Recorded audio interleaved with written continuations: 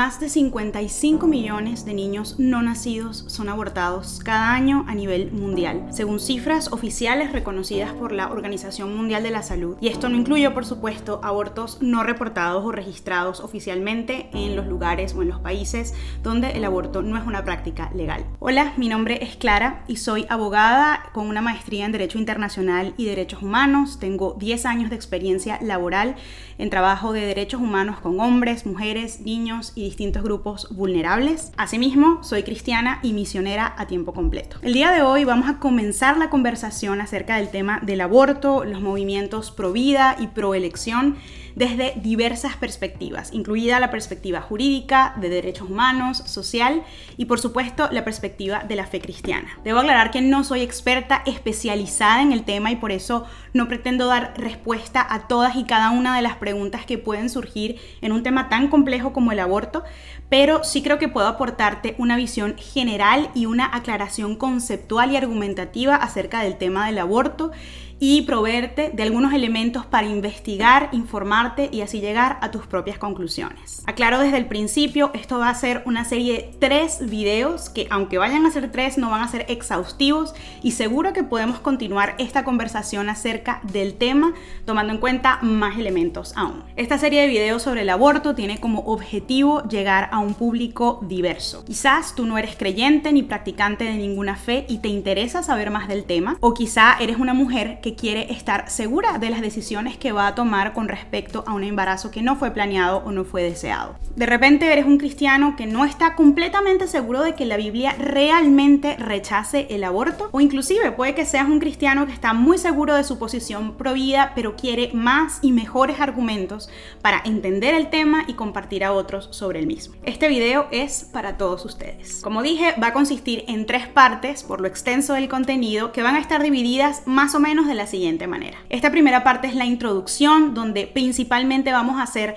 definiciones y vamos a dar una mirada introductoria a qué dice realmente el derecho internacional de los derechos humanos acerca de si el aborto puede ser considerado como un derecho humano o un derecho fundamental. En la segunda parte de esta serie te invitaré a hacer algunas consideraciones generales sobre el tema, mencionaré estadísticas relevantes y abordaremos los argumentos seculares y religiosos tanto a favor como en contra del aborto, por supuesto desde una perspectiva secular y también desde una perspectiva bíblica. Y en la tercera parte de esta serie conversaremos acerca de algunas realidades, casos concretos, causales y elementos que creo que pueden ayudar a muchas personas, pero especialmente a los creyentes, a abordar el tema del aborto con gracia y con verdad. Por esto te pido de todo corazón que veas las 3 partes que van a salir cada semana, que realmente hubiesen sido un solo video de no tener que haber sido tan largas. Es importante que lo hagas para que tengas acceso a escuchar todas las perspectivas que voy a presentar y la variedad de información que es toda importante para formarte un criterio. Asimismo, quiero recordarte que este es un espacio donde por supuesto que podemos pensar diferente, podemos intercambiar opiniones y estar en desacuerdo. Pero eso nunca va a justificar lenguaje inapropiado, insultos, violencia verbal en los comentarios y sobre todo comentarios infundados. Para todo lo que mencionaré, absolutamente todo, les voy a dejar enlaces a las fuentes, tanto bibliográficas como de opiniones, videos, de todas las posiciones. Así que solamente si quieres saber de dónde viene alguna de las afirmaciones que estoy haciendo, te las dejo organizadas en la cajita de información. Así que comencemos. Lo primero y más importante que tenemos que hacer antes de comenzar a hablar del tema del aborto, y que es particularmente esencial en un tema como este, porque debido a toda la política que rodea las iniciativas tanto pro elección como pro vida, el uso del lenguaje es empleado de forma estratégica, yo creo que por ambas visiones y de una manera incluso intencional. Y esto básicamente lo que quiere decir es que las palabras que se usan para llamar a las cosas y a las situaciones y a las personas involucradas en el tema del aborto no son casualidad. Vamos a pasar a definir el tema de la vida. Bueno, esto fue un poco difícil para mí porque no existe una definición universal consensuada por todas las disciplinas del conocimiento acerca de qué es la vida, pero decidí usar la más objetiva que está disponible, que es la científica.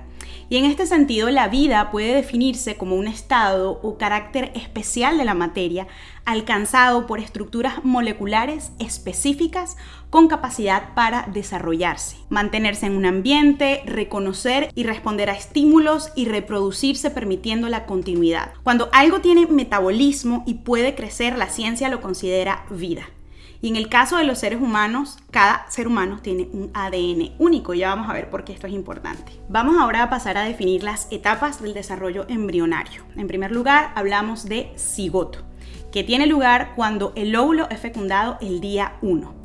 Este contiene 2 pronúcleos que son los portadores del material genético, el ADN, del óvulo y del espermatozoide. A los 2 o 3 días de la fecundación podemos hablar de embrión, y esto es cuando el cigoto ha dado lugar a 2 células que a su vez se van a dividir y van a dar lugar a 4 células.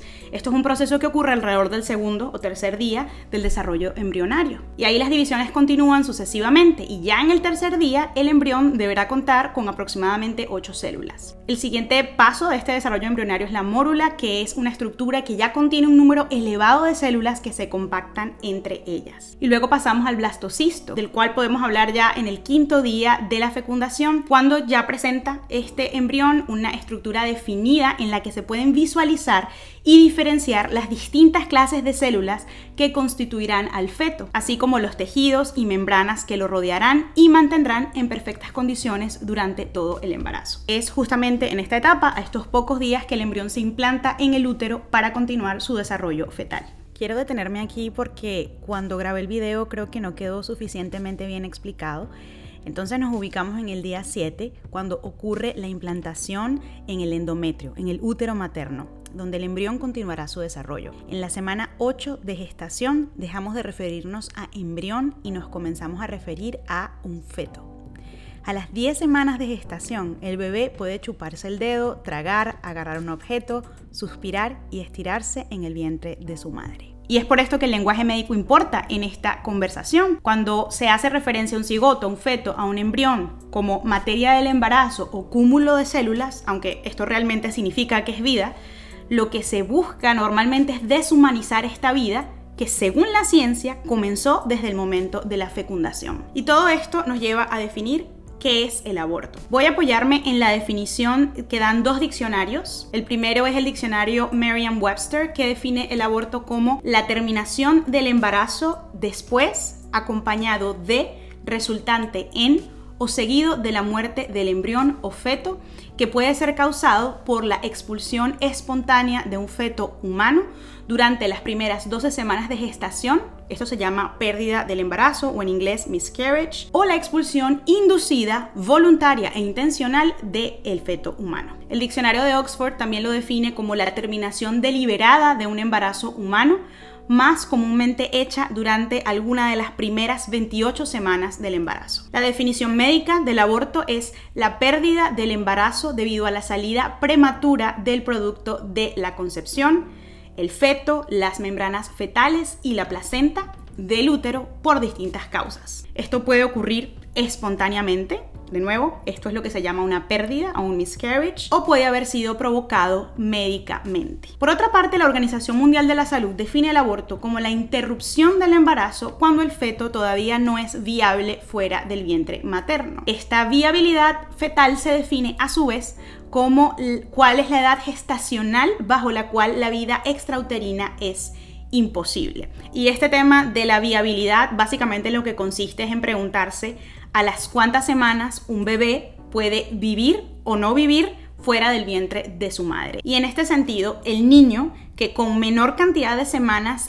de nacido ha sobrevivido fuera del vientre materno se llama Richard y nació a las 21 semanas de gestación. Ya a esta edad gestacional hablamos de la inducción del parto y no de aborto. Hablemos un poco de algo bastante difícil pero necesario, que son los métodos abortivos. Lo primero que te puedo decir es que los que se usen dependerán en mucho de las semanas de concepción.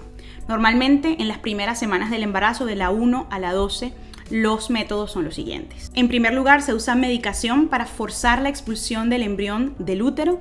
Suelen utilizarse 2 fármacos principales y en ciertos casos se recurre a uno solo. Otro método es la aspiración del contenido del útero del bebé no nacido. Normalmente esto se hace bajo anestesia, con o sin la asistencia de fármacos para dilatar el útero. Normalmente este método abortivo se practica hasta las 16 semanas de gestación. Que se utilice uno u otro método depende de muchas variables, de muchos factores, normalmente de lo avanzado que esté el embarazo cuando se produce el aborto, pero también depende de factores médicos, de las circunstancias específicas de la madre. Por otra parte, después de las 16 semanas se utilizan 2 métodos principalmente. El primero es la dilatación y la evacuación del feto.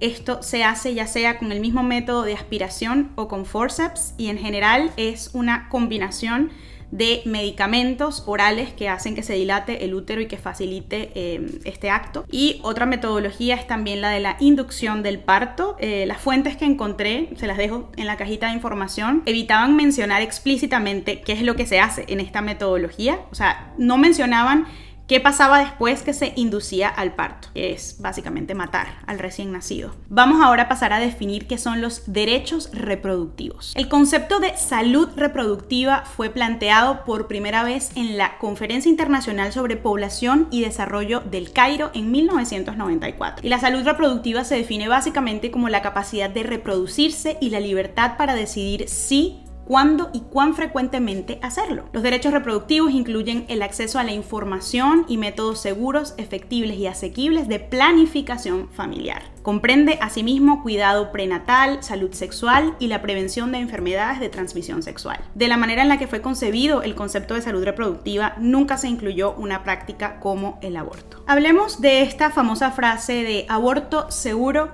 legal y gratuito. Yo creo, por supuesto, que el aborto puede ser legal, puede ser gratuito, pero jamás podrá ser seguro. Asegurar que un aborto es seguro es un completo contrasentido. Como procedimiento médico siempre acarrea riesgos para la vida de la madre y comporta la mayor violación contra el bebé, la violación de su derecho a vivir. Imposible negar que un aborto practicado en un ambiente más higiénico y con personal médico capacitado, por supuesto que reduce algunos de los riesgos que hay para la madre, pero sigue acabando con la vida del no nacido. El planteamiento de la idea de aborto legal y gratuito solo aplica a la esfera de derechos de la madre, porque nunca podemos hablar de seguro para ninguno de los dos. Para la madre tiene riesgos y para el no nacido es letal. Está interrumpiendo un proceso de desarrollo natural dentro de ella. Es tan así que inclusive cuando hablamos de los lamentables abortos espontáneos, las pérdidas, el proceso médico posterior, en especial después de las 8 semanas de gestación, también comporta algunos riesgos que requieren supervisión médica. Y por encima,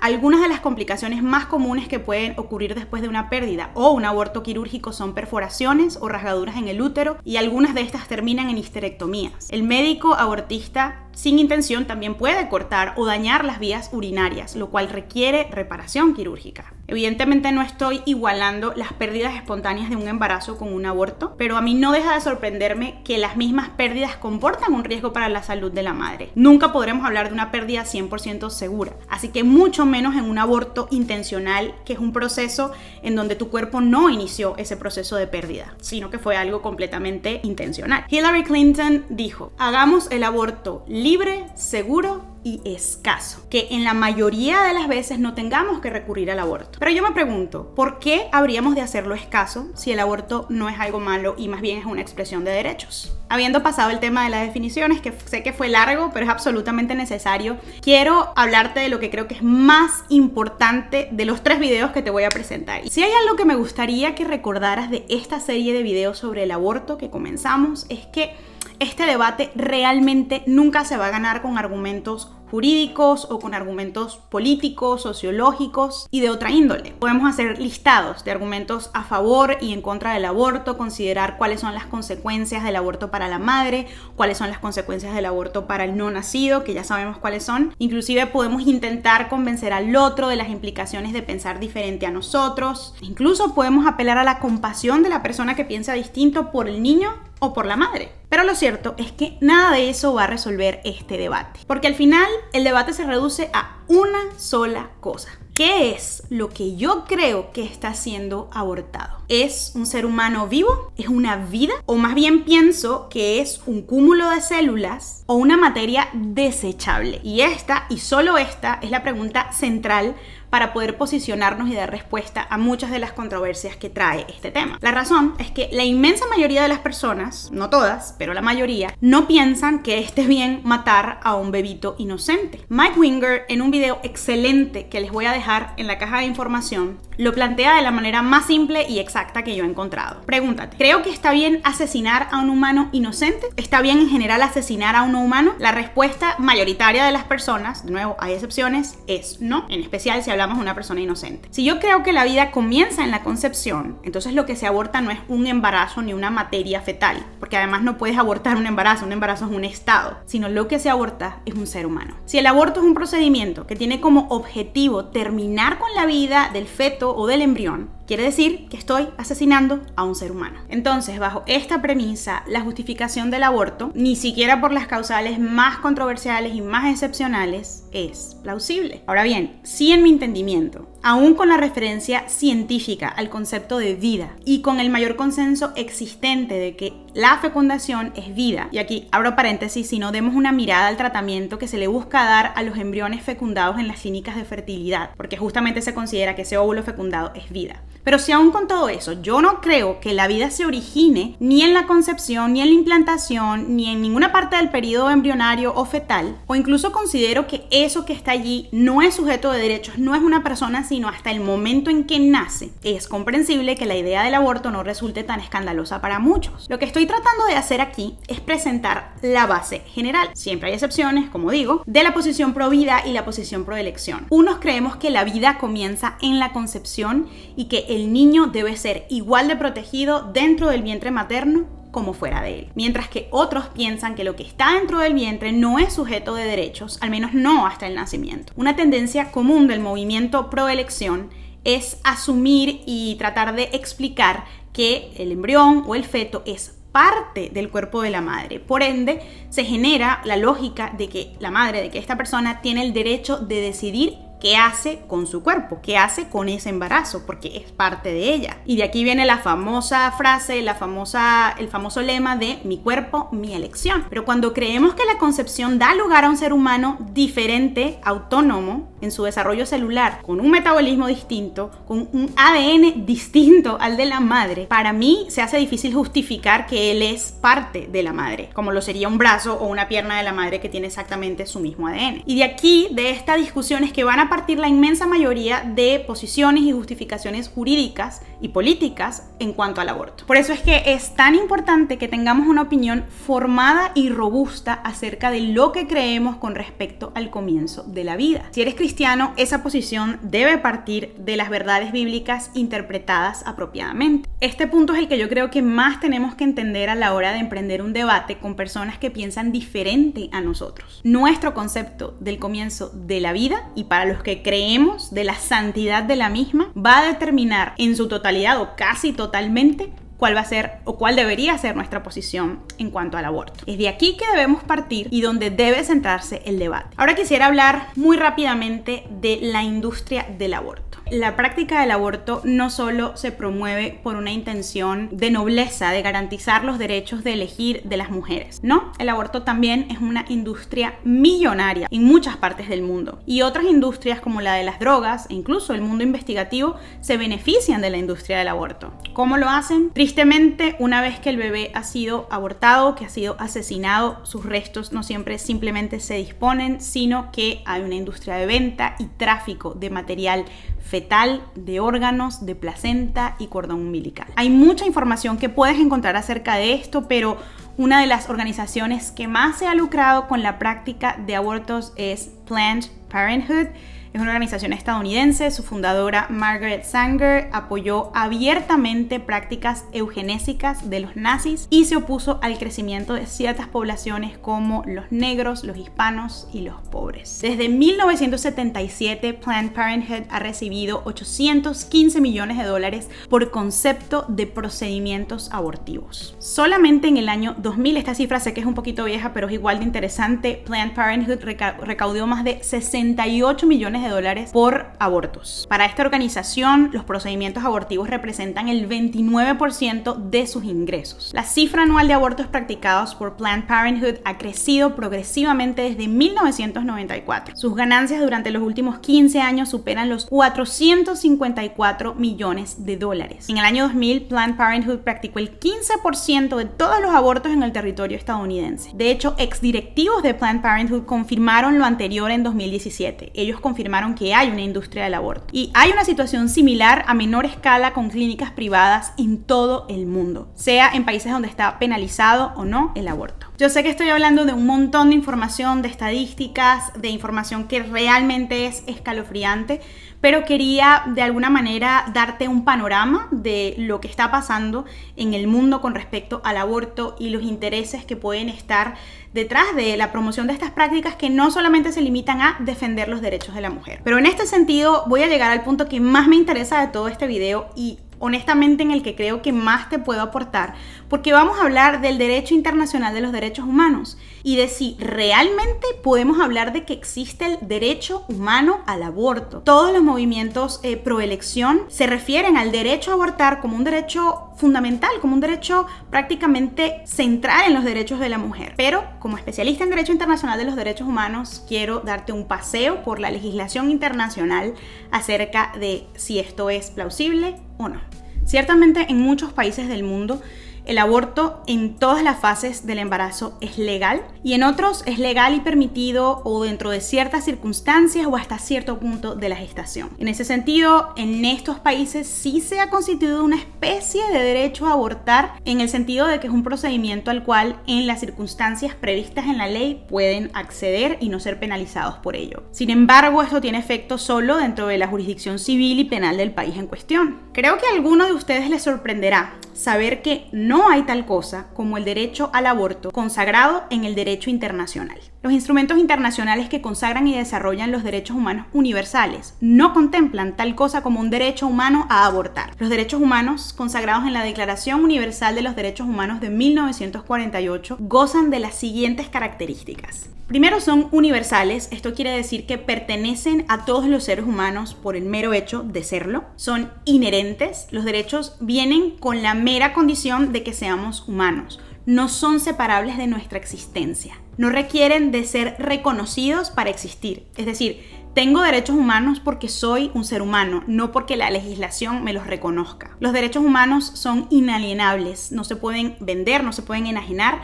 Nadie puede ser despojado de sus derechos humanos. Asimismo, son irrenunciables, no se puede renunciar a ellos, aunque sea por propia voluntad, y por lo tanto son también intransferibles. Nadie más que el propio titular de esos derechos puede valerse de ellos. Asimismo, son imprescriptibles, son para toda la vida. Los derechos humanos no tienen fecha de caducidad por ningún motivo. Otra característica es que son indivisibles. Ningún derecho puede disfrutarse a costa de otro derecho. No puede prescindirse de ninguno. La Declaración Universal de los Derechos Humanos contiene el listado de derechos humanos que son inherentes a toda la raza humana. En el derecho internacional, cada uno de estos derechos es posteriormente desarrollado a detalle en distintos tratados temáticos. Cuando digo tratado temático me refiero a, por ejemplo, la Convención contra la Tortura y otros tratos o penas inhumanos o degradantes, o instrumentos jurídicos regionales, como por ejemplo la Convención Americana de Derechos Humanos, de la cual vamos a hablar en un ratico. Estos tratados tienen carácter vinculante, es decir, obligatorio para los estados que hayan culminado los procesos de ratificación de los mismos. En esa normativa nacional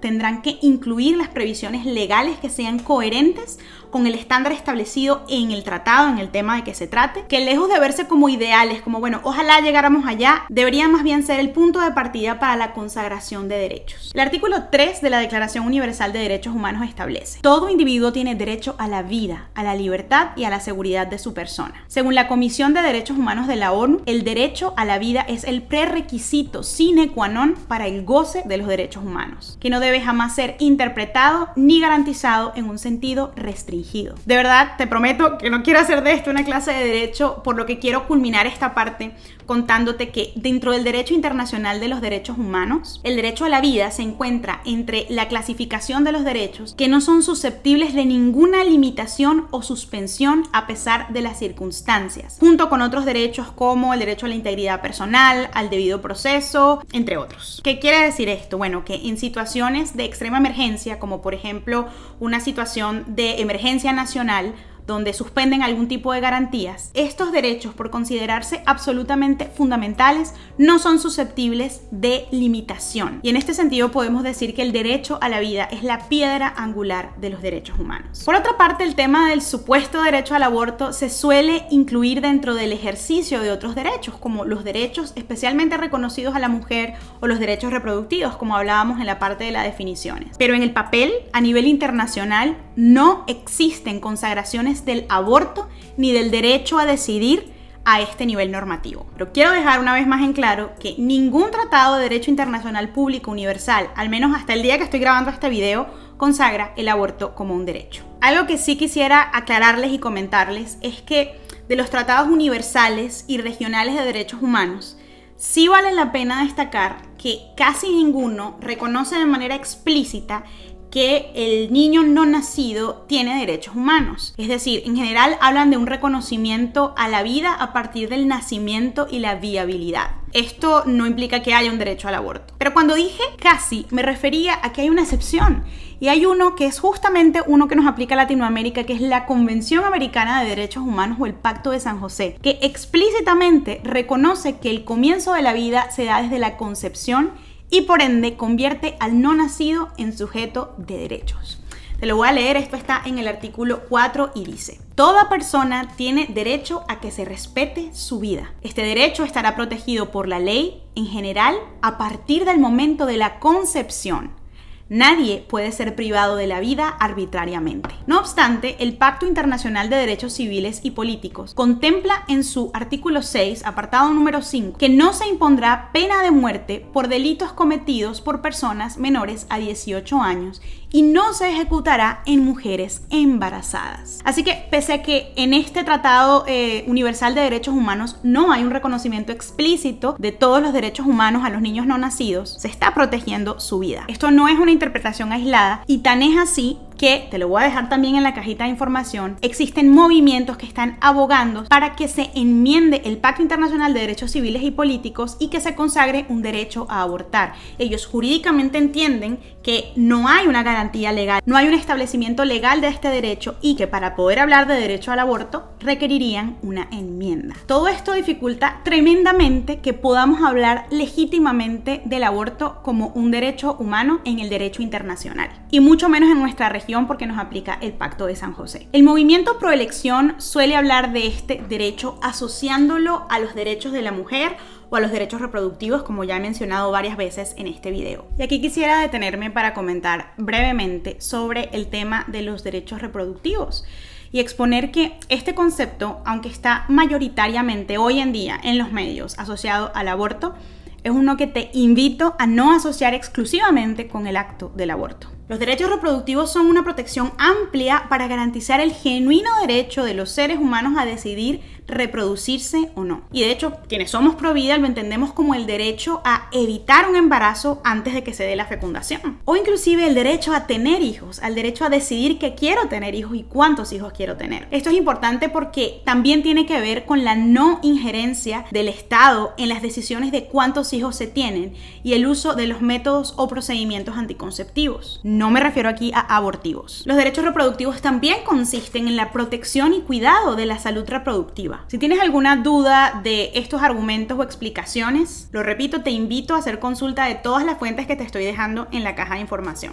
En la segunda parte de este video hablaremos de los principales argumentos pro elección y pro vida, como te decía al principio, tanto de fuentes seculares como cristianas, y proveeremos una respuesta basada en el derecho, la lógica y también en la Biblia, en especial para esos movimientos cristianos que afirman que la Biblia aprueba el aborto. Quiero darte muchísimas gracias por haber llegado hasta aquí. Sé que está largo, pero ahora es que me queda información que compartir contigo. Por acá te dejo mis redes sociales y la manera de apoyar la producción de este contenido, que estoy casi segura que va a estar desmonetizado. Espero que te haya gustado, que te sirva y nos vemos en la segunda parte.